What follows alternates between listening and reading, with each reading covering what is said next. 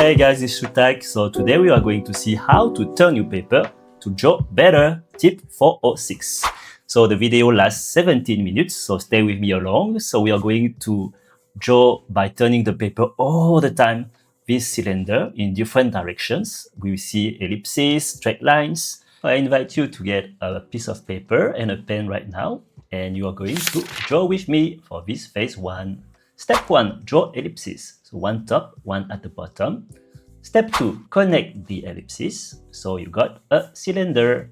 And step 3, add contour lines. I know that this step is a bit more advanced, but for now on, just remember that from the top view, this is basically the axis of symmetry, like the vertical and horizontal. So for the cylinder, whenever like you have on the top view a full circle, when you draw it in perspective, you have an ellipse. So we are going to draw again here. And if you want to learn about how to draw the ellipses, type in the search bar of my blog, ellipses, and you will get the full tutorial.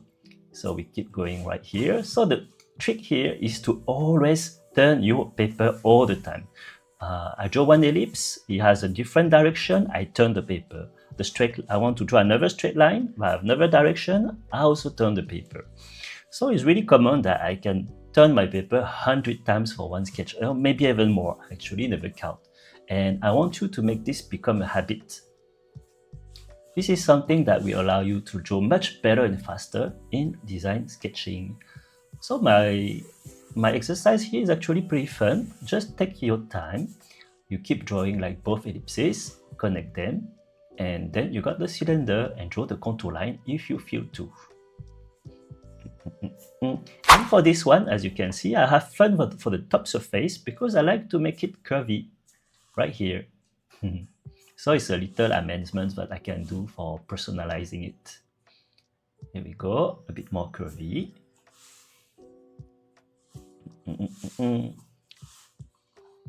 So let's write here, curvy. Here we go. So take your time at drawing all these ellipses. What you want to do is to basically draw some dynamic curve right now if you want to add some more dynamism. Like even though the cylinder or static on your paper, you try to give it more movement. So now for the step 6, you want to bold it. Bold some areas of the edges to make it more contrasting with the white paper, with the white background. Check your round corner here, make sure they're rounded. One common mistake is that they look a bit pointy when you're a beginner. So feel free to make it very round here. It will give more aspect of roundness for this cylinder. So I touch up here again with my bold line, so line weight.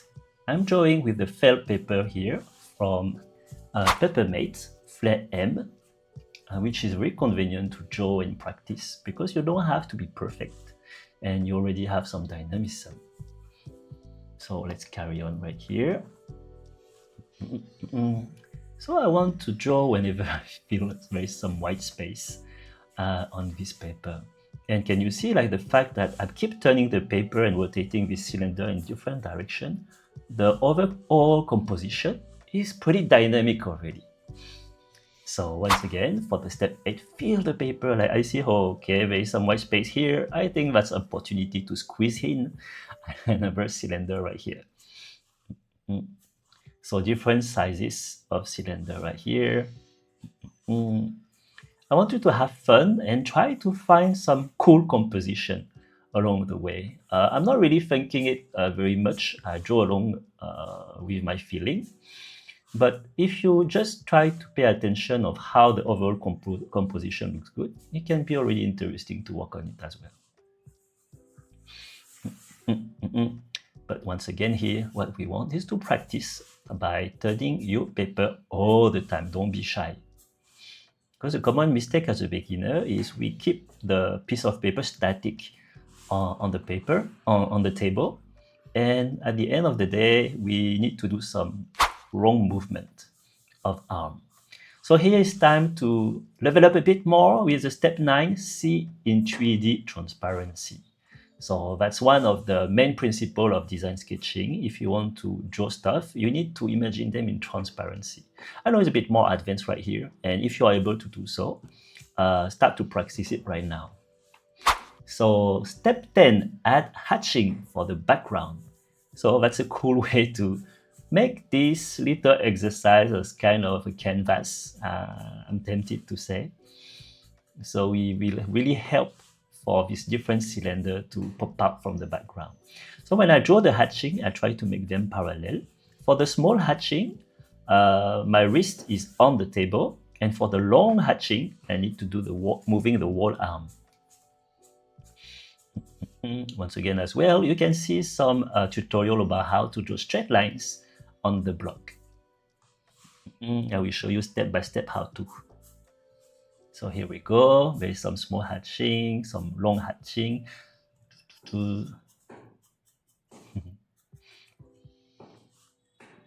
I make the hatching oblique because it adds some dynamism. I try to avoid vertical or horizontal. It's not forbidden, it's just a personal choice. All right, so this is our first practice sheet, which is the new paper for the tip 406 of the blog. So I'm going to carry on later to explain a bit more about the process and also a more simplified version of this exercise with the easy easy cylinders.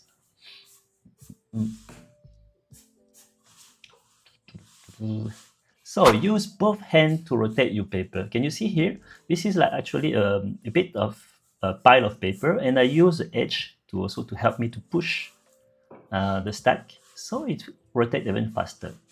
Can you see here? I use my both hand, up, rotate from left to right. I can use also one hand like this. It's something that it really become intuitive. Whenever I turn the paper, I just do it without much thinking. I just turn it back at the angle that I need. So phase 2, master your arm.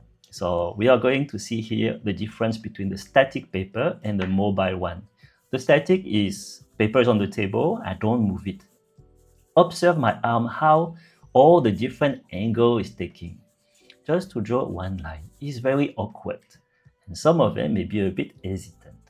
So it's pretty difficult, and I feel like I don't really have the natural feeling when I draw. I keep moving my whole body trying to find the way to draw straight lines, but my body posture is so wrong. So I don't recommend you to draw with a static paper for design sketching. So here is for the mobile one. As you can see, observe the movement of my arm. It's pretty much doing this very same angle. I don't have to try to learn all the angle. So I master a very few lines of angle, and I can apply actually just master one angle perfectly, master it very well, and then you can turn the paper and gain a lot of precision and speed.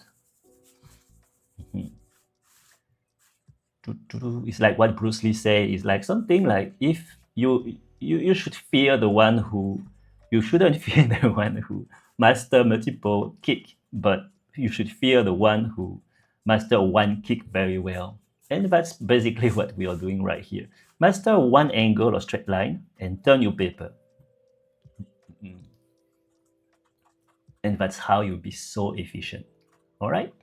So don't underestimate the power of turning your paper, because that's something that in the long run is going to help you and save hours and hours. Phase 3, draw easy cylinders. Okay, I know that the cylinders that we have drawn until now was pretty advanced due to the contour lines, but I want to explain to you the difference between the easy way and the advanced way. So it's going to be just a preview, not a full tutorial, but you will have a preview of what's going on here for what I mean for the contour line in 3D. So the easy one, draw a straight line, vertical, one ellipse and one bottom ellipse. Right here, following this axis.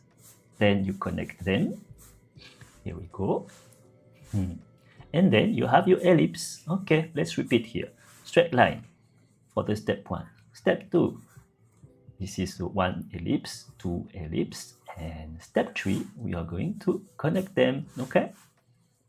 So that's pretty straightforward. So now I connect them. Here we go.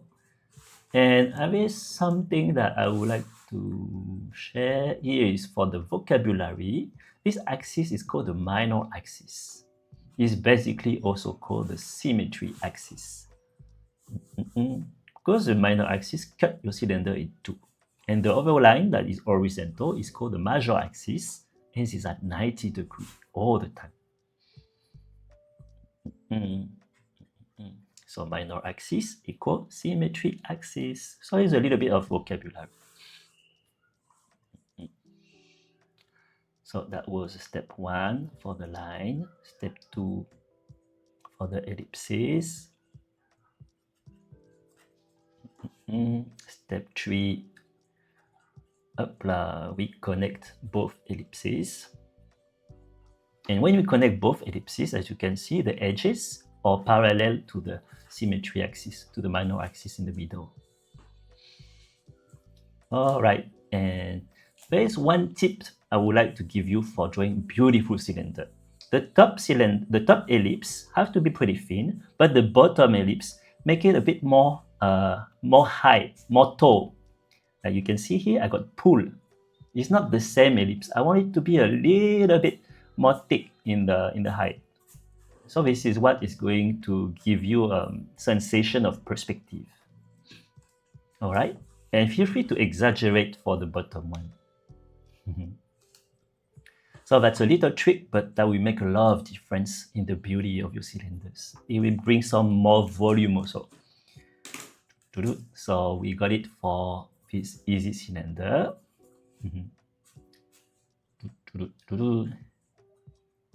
So you don't want to have both ellipses like pretty much similar.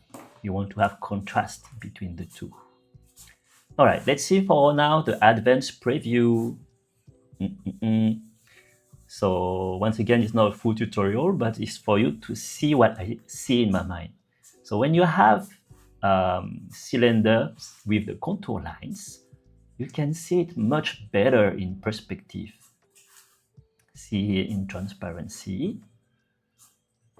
This is the invisible line behind. Here we go. It's like we are cutting the cylinder in 4. Imagine you have a cake, you cut it in 4. See these two lines in the center, when you connect, you have the minor axis. All this thing is not that difficult. You have to start by drawing cubes first and then cylinder inside. And with practice, you will see what's going on. Let's take a blue pen right here. So we have that cylinder, and see what I see. This cylinder is inside the box, right here in perspective. Here we go. That's basically what's going on. Voila. And now we can have the contour lines. See, from the top view is divided by 4, right? That's what we want right here. So I'm taking a quick shortcut. I'm drawing these diagonals.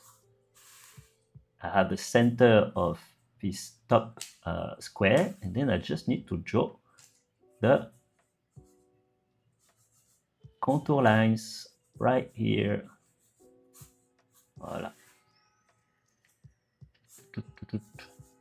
Here we go. See, can you see the blue box and the cylinder inside? That's what's going on for drawing the contour lines. All right, first phase 4, the easy practice.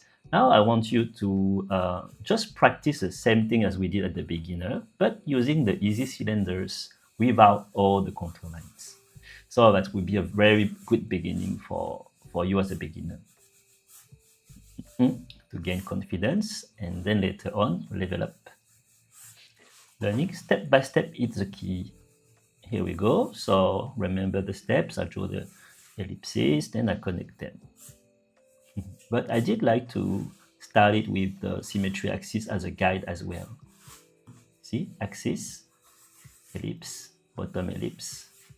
it helps to draw two ellipses that are symmetrical and following the same vertical axis.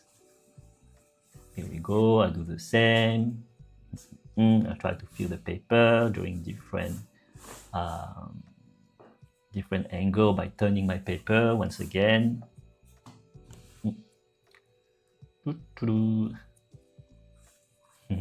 So I hope this is pretty fun. Now it's time to add some hatching. Here we go. Even though I didn't draw the contour lines, the overall things works.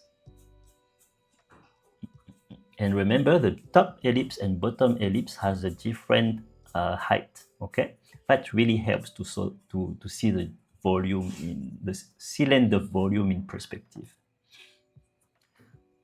That's it. Pretty cute, right? And now it's time to do some some line weight. Here we go. Here is a dynamic curve that go all around the cylinder.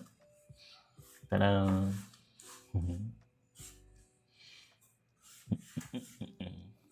This dynamic line looks like a contour line as well that is going all along. Here we go. So let's see the comparison between the two, the easy and the advanced. Which one do you prefer and you feel the most comfortable to? So phase 5, the challenge right here. I challenge you to choose between the easy or the advanced way of drawing the cylinder and draw 20 pages in one day. And I hope you can do it today. Don't wait for tomorrow. If you have some time today, go ahead, just do it right now. You are going to level up much more and faster. All right, so I wish you a lot of good luck and perseverance. It's much easier than you think. You can do it.